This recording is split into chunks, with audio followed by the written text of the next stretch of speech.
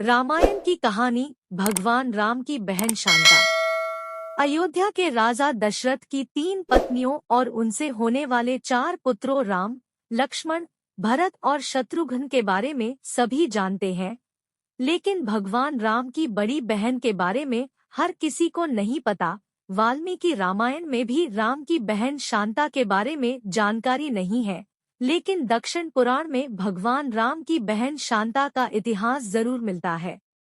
भगवान राम की बहन शांता का सच यह है कि शांता राम की बड़ी बहन और माता कौशल्या की बेटी थी। वह बहुत ही सुंदर और हर कार्य में निपुण थी, शास्त्र से लेकर पाक कला तक में एकदम पारंगत।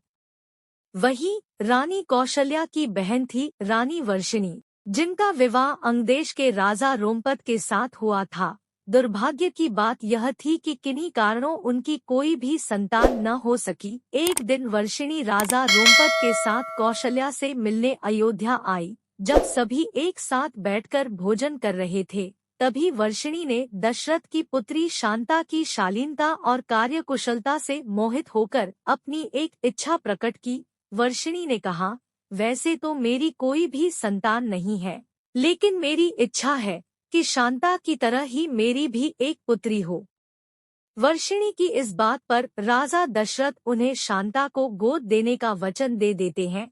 इस प्रकार राजकुमारी शांता अंगदेश के राजा रोमपद की पुत्री बन जाती है। एक दिन राजा रोमपद किसी काम में इतना खोए रहते हैं कि उनकी चौखट पर आए ब्राह्मण की आवाज उन्हें सुनाई ही नहीं देती। फलस्वरूप ब्राह्मण को खाली हाथ वापस लौटना पड़ता है।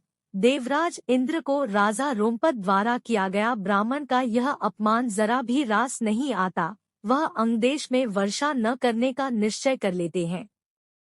ऐसे में बिना वर्षा अंगदेश में सूखा पड़ जाता है। इस वजह से अकाल की स्थिति पैदा हो जाती है।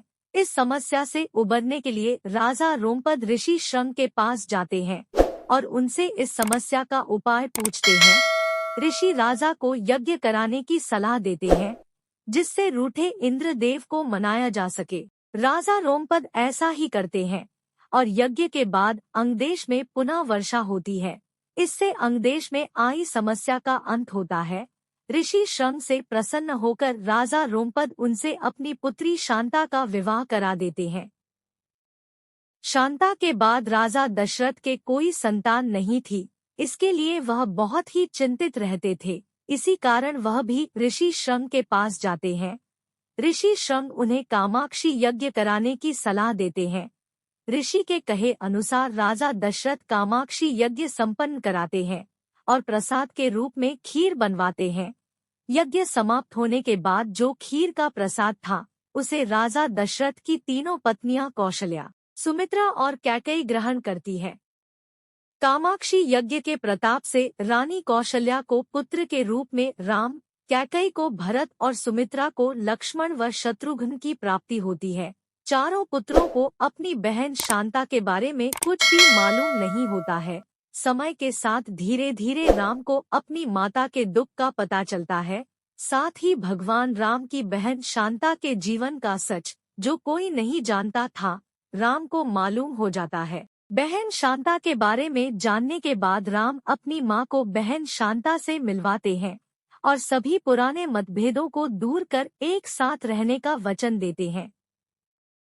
दोस्तों, अगर हमारी वीडियो अच्छी लगी हो तो वीडियो को लाइक, शेयर और सब्सक्राइब करना तो बिल्कुल ना भूलें और दोस्तों साथ साथ बेल आइकन जरूर दबा देता हमारी जो अगली वीडियो आएगी उसका नोटिफिकेशन आपको मिलता रहेगा। दोस्तों, आप लोगों का आशीर्वाद मिलाएं तो मुझे बड़ी खुशी होगी। धन्यवाद। जय हिंद, जय भारत। वंदे